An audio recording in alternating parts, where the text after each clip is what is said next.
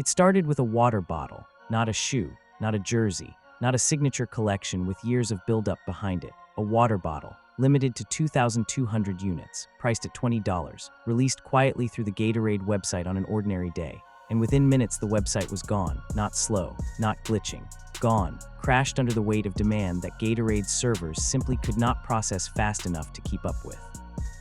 To understand why that matters, you have to understand what Gatorade is. This is not a startup. This is not a small brand testing a new marketing strategy. Gatorade has been in the athlete partnership business for decades. Michael Jordan drank it, LeBron James drank it, Serena Williams drank it. Across every major athlete they have ever worked with, across every product launch they have ever run, not one of them broke the website. Then Caitlin Clark dropped Rainberry. And the servers gave up.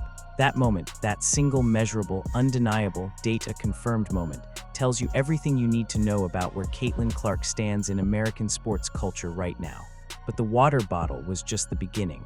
The Gatorade deal did not happen in isolation. $50 million. A signature flavor called Rainberry, revived from a drink Clark loved growing up, built into a permanent product with its own identity, its own shelf space, its own place in stores across the country. Not a limited run, not a seasonal campaign, a permanent business decision. But to understand the full weight of that number, you have to place it inside the larger picture.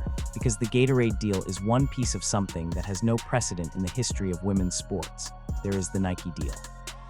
The largest endorsement contract ever handed to a WNBA player, reported at $28 million over 8 years. There is the State Farm deal. Clark became the first female athlete in State Farm's entire history to receive a signature partnership. Not the first basketball player, the first female athlete across all sports in the brand's existence. There is the Wilson signature line, a category that previously contained exactly one name, Michael Jordan. Wilson gave him a signature line and then did not give another one to anyone for decades. Until Clark, Nike, State Farm, Wilson, Gatorade, four of the largest commercial names in American culture, all making long-term financial commitments to the same athlete within the same 2-year window. When brands that size move that fast in the same direction, they are not chasing a trend. They are positioning for the next decade, Forbes noticed. And when Forbes puts a number on your influence, the rest of the sports world cannot look away. They named Caitlin Clark the most powerful female athlete on the planet, 4th overall among the most powerful women in sports. The 3 names above her are executives who run organizations, not athletes competing in games. Among active athletes, Clark sits alone at the top. Her off-court earnings in her first professional season alone were $11.1 million.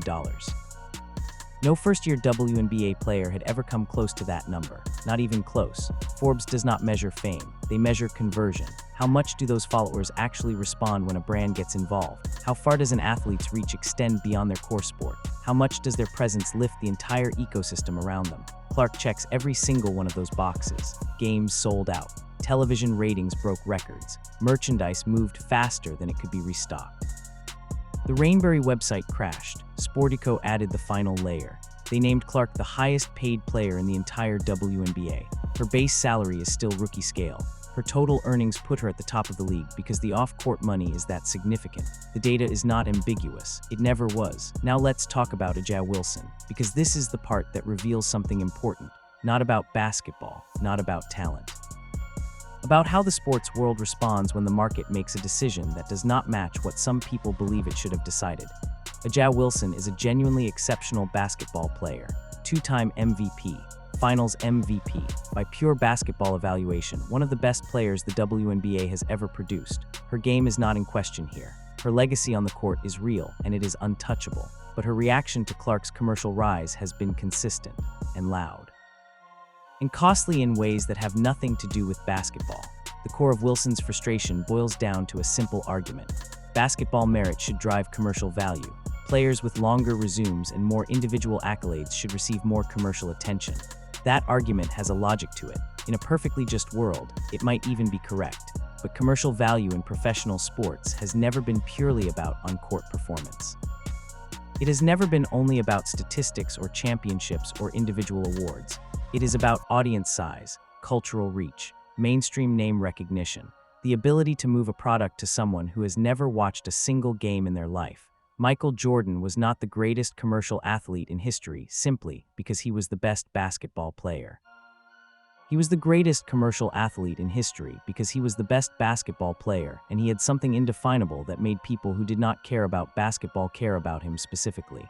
Clark has that quality. The crashed website proved it. Here is where it gets specific, because Wilson's frustration did not stay private. It did not stay quiet. It became a pattern. Public statements circling back to Clark. Reactions that appeared timed to Clark's biggest moments. A general posture that read, consistently, as someone deeply uncomfortable watching another player build a commercial empire without weighing in on it. And brands were watching all of it. They have teams whose entire job is to monitor exactly this kind of dynamic. The question those teams ask is simple. What does the public connect this athlete to? And does that connection help or hurt our image with our customers? Consistent public friction with the most commercially powerful player in women's sports is not a brand-friendly association. It does not make a marketing team excited. It makes them pause. It makes them ask whether the conversation they are buying into is one they want to be part of. Wilson's basketball legacy is secure. Nothing that happens off the court changes what she has built on it. That part of the record is clear, and it will remain clear. But greatness on the court has never been the only thing that determines greatness off it. Clark understood that instinctively. She built accordingly. She let the work speak and let the market respond. And the market responded with $50 million, a Forbes ranking, a crashed website, and a flavor called Rainberry sitting permanently on shelves across the country. The tantrum did not move any of those numbers. The data is the data. And the data has never been more clear about what Caitlin Clark means to this sport, to this culture, and to the next decade of women's basketball.